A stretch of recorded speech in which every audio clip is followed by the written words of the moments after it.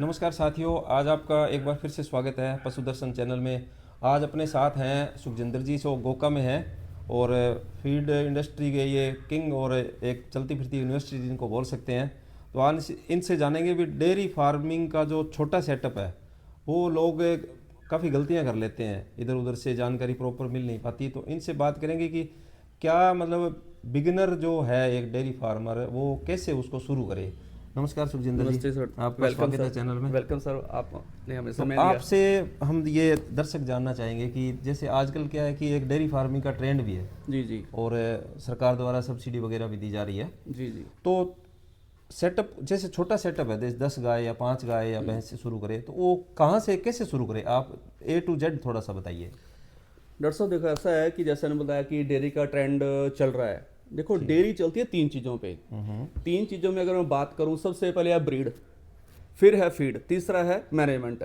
Dairy इन तीनों चीज़ों पे चलती है। मान लो अगर किसी फार्मर ने अच्छी गाय तो ले आया, आजकल गूगल का यूट्यूब का जो है समय है, उसने गूगल पे सर्च करा और अच्छी फीड भी ले आया। मान लो उसको गोका फीड अच्छा लगा और वो ले आया। अब तीसरा जो डॉक्टर साहब मच इंपॉर्टेंट पार्ट है वो है मैनेजमेंट का। जब तक आप मैनेजमेंट आपके पास सही नहीं है तो डेयरी आपकी लॉस में जाएगी। अगर आपका मैनेजमेंट अच्छा है तो डेयरी आपकी आगे बढ़ेगी। जैसे अगर मैनेजमेंट में बात करूं कि दूध में 88% पानी है, बिल्कुल, मानते हो आप इस चीज जायज को? बात आपकी। जानवर को अगर शुद्ध ताजा पानी नहीं पिलाया जाएगा तो जानवर का दूध नहीं बढ़ेगा। ज़्यादातर फार्मर ये पानी वाली चीज़ को इग्नोर कर जाते हैं। इग्नोर कर देते हैं। पानी ताजा होना चाहिए।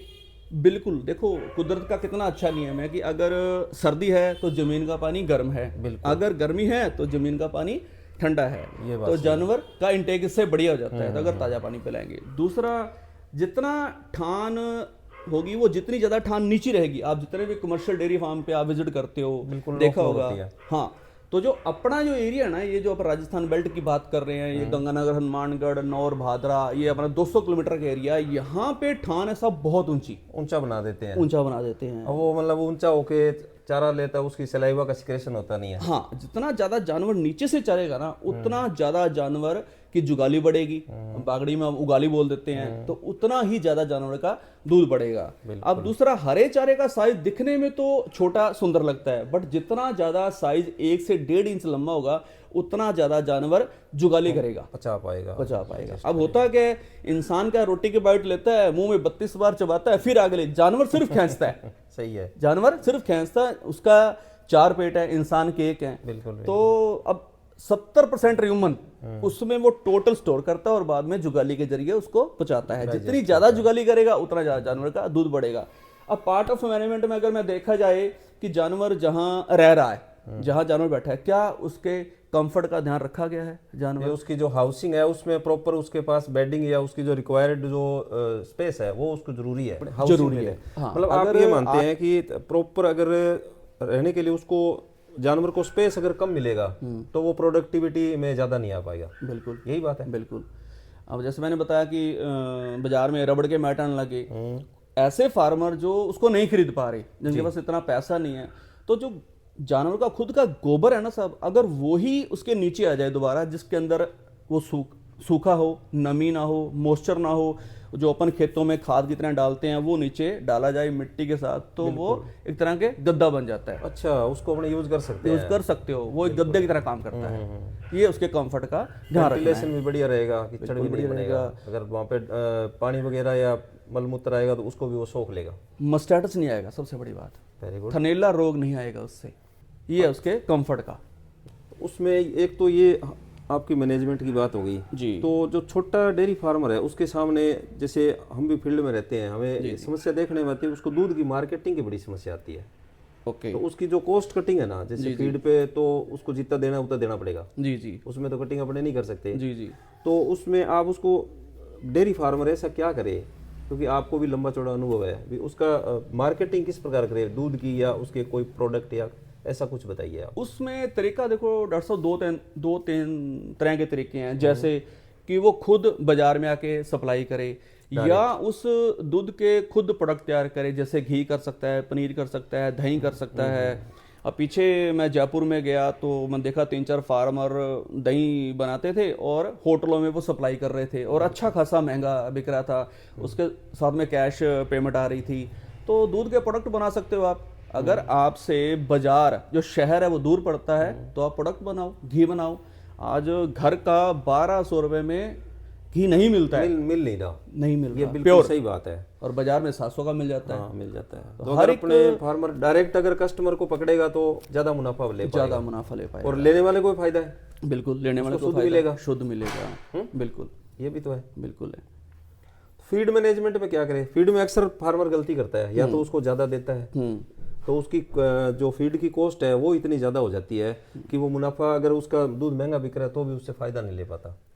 तो ऐसा कोई आप बताइए शेड्यूल भी पर लीटर मिल्क के हिसाब से वो किस प्रकार खर्चा करें? देखो, सिंपल अगर भाषा में बताऊं तो 1 लीटर दूध पैदा करने के लिए 400 ग्राम कंसनट्रेट की आवश्यकता होती है, जिसमें अगर मैं फीड की बात कर लूँ, घर से दलिया डाल ले, चोकर डाल ले, खल डाल ले, वो टोटल 400 ग्राम, मतलब 400 ग्राम दाना देना पड़ेगा। दाना देना पड़ेगा उसमें, चाहे फीड आ जाओ चाहे कुछ भी आ जाओ।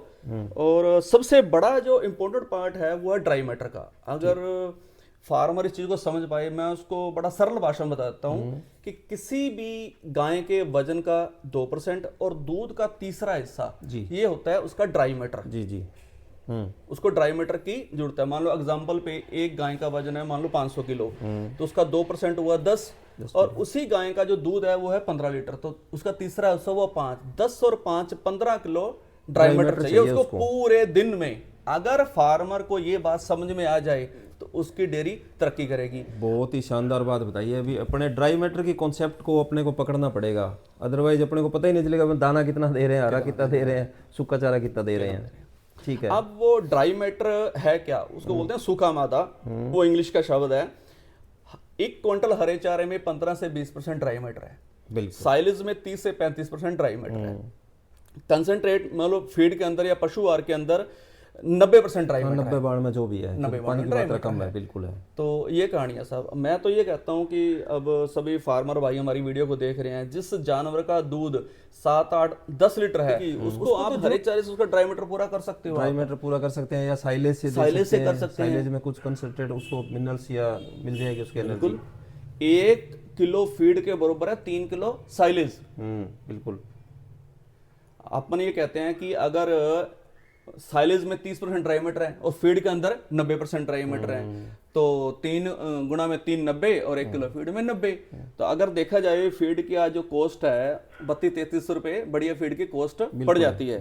अगर साइलेज की बात करें 7 रुपए किलो है तो 7 3 21, कहीं ना कहीं फार्मर को 14 से 15 रुपए का फायदा भी होता है। ये चीज ड्राई मैटर उधर से पूर्ति कर सकते हैं और जो एक्स्ट्रा उसको मिनरल्स वगैरह चाहिए वो कुछ ही पूरी हो जाती है और जानवर का साइलेज से पेट भी भर जाता है। बिल्कुल। फीड की जरूरत कहाँ पड़ती है? जब जानवर 20 25 30 40 लीटर दूध क्रॉस कर जाता है वहां जरूरत पड़ती है। कम दूध वाले को मेंटेनेंस राशन दे सकते हैं अपने, दे सकते हो, हरे चारे से पूरा कर सकते हो, साइलेज से कर सकते हो, और अगर चाहो तो घर से कुछ दलिया वगैरह डाल के वो पूरा कर सकते हो, होममेड जो भी होममेड कर सकते हो। तो वहाँ इतना महंगा फीड देने की जरूरत नहीं है।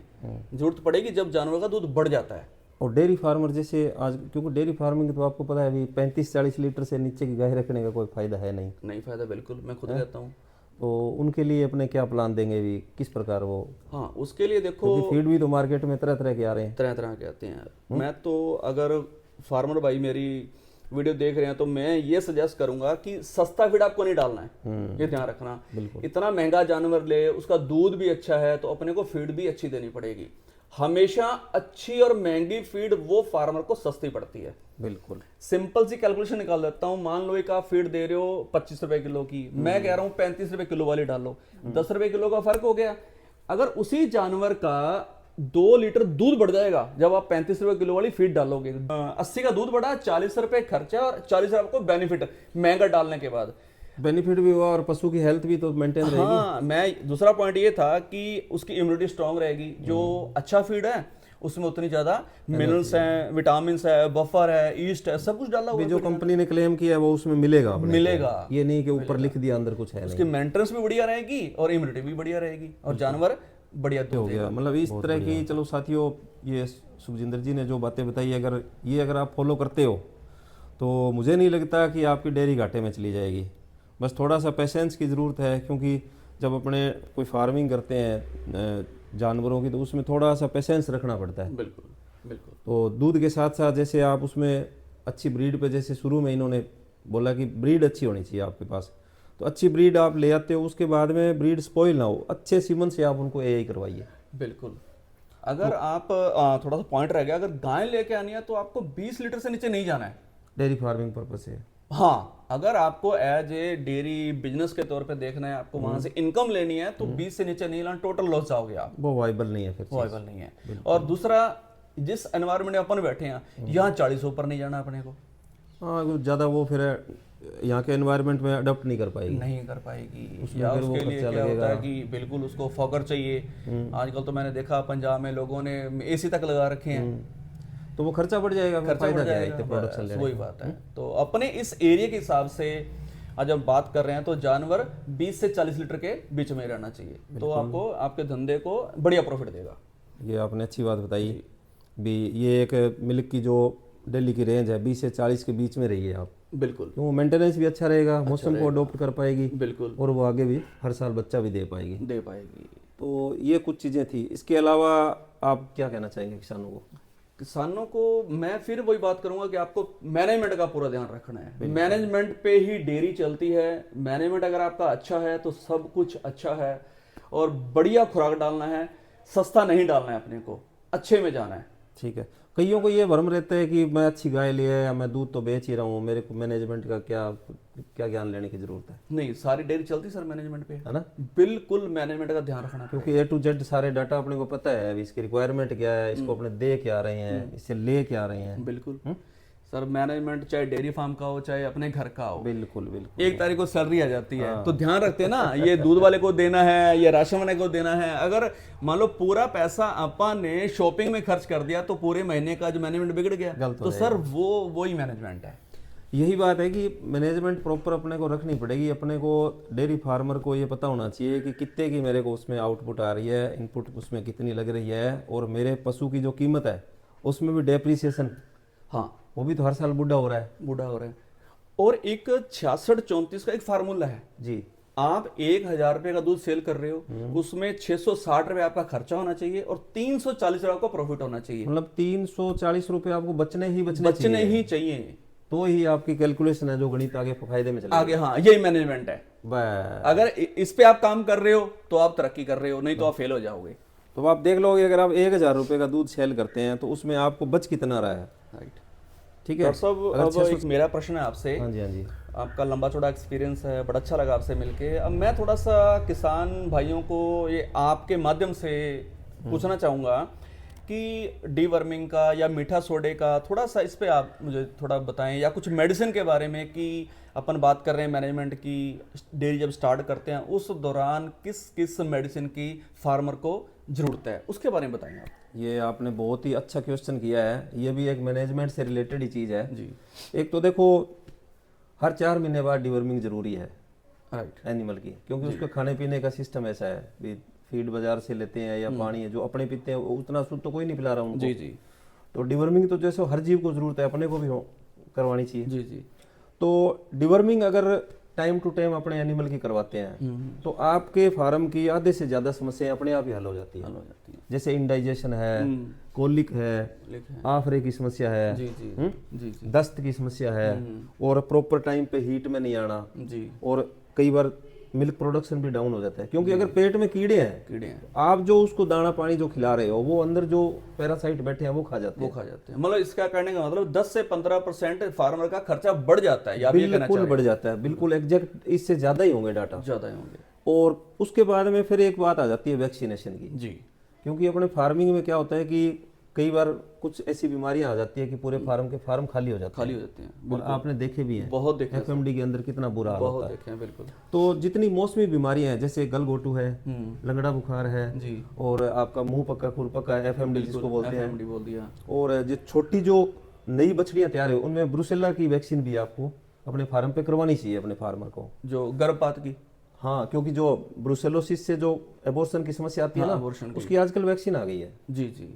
तो वो 4 से 8 महीने की जो बछड़ी है ना छोटी, उसमें एक बार लगती है जी, फिर वो उससे इम्यूनाइज हो जाती है, उसमें ब्रुसेलोसिस बीमारी नहीं आती। ओके। तो मेन जो बीमारी है उनका टीकाकरण अपने को करवाना चाहिए शेड्यूल बना के, हर साल जो उनका है शेड्यूल है। जी जी। अब थोड़ा सा मुझे मीठा सोडे के बारे में बताएं थोड़ा सा। हाँ, ये मीठा सोडा की बात है, ये इम्पोर्टेंट पार्ट है ये। बहुत बढ़िया। मीठे सोडे के बिना फार्मिंग हो ही नहीं सकती। हो नहीं सकती। देखो, अपने कंसंट्रेट फीड डालते हैं जी या दाना ज़्यादा दे दिया किसी ने, जी, या कुछ दाने में कुछ ना कुछ दिक्कत है, हो सकती है, हो सकती है। तो रूमिनल एसिडोसिस हो जाती है पशुओं में। जी आपने जो बताया ना, दर्शकों को भी 4 पेट होते हैं जिसमें रूमन में जो अपना खाया पिया स्टोर करता है, बिल्कुल। उसमें क्या है कि ज़्यादा ग्रेन्स वगैरह से कई बार एसिडोसिस हो जाती है। जी जी। मतलब देसी भाषा में कहें तो तेजाब बढ़ना। तेजाब पाचन क्रिया। हाँ, अगर एसिडोसिस होगी तो पेट की जो पीएच है वो एसिडिक हो जाएगी। जी। उसमें जो वो लाभदायक बैक्टीरिया उसको पचाने का काम करेंगे, उनकी जो गति है वो धीमी हो जाती है। ओके। और तो मीठा सोडा फार्म पे थोड़ा थोड़ा देना चाहिए हर पशु को। 50 ग्राम। हाँ, रेगुलर नहीं तो हफ्ते में 2 या 3 दिन दे दो, तो अगर एसिडोसिस की समस्या है तो हल हो जाएगी। छोटे बच्चों को कितना देना चाहिए? जो 5-6 महीने के बच्चे जो हीफर हैं उनको कितना देना चाहिए? 20-30 ग्राम, लेकिन बहुत छोटे को नहीं देना चाहिए। जब तक काफ के अंदर रूमन डेवलप नहीं है ना, जी, तब तक उसको देने की कोई आवश्यकता नहीं है, क्योंकि उसका पेट और अपने पेट जैसा ही है। बिल्कुल राइट, सही है ये तो। बड़ा अच्छा लगा डॉक्टर साहब, बहुत बढ़िया। तो आगे भी आपसे मिलेंगे, आपसे ज्ञान लेंगे। धन्यवाद साहब, हमारे दर्शक आपके ज्ञान से लाभान्वित होंगे। तो साथियों, अगर इनकी जानकारी, अगर आप फार्म पे मैच करें, अगर आप गलतियां कर रहे हैं तो इनको फॉलो करके देखें, और फॉलो करने से अगर आपको थोड़ा सा भी फायदा हुआ है तो वीडियो में कमेंट सेक्शन में आप जरूर बताएं। मिलते हैं नए वीडियो में जल्दी। धन्यवाद। धन्यवाद।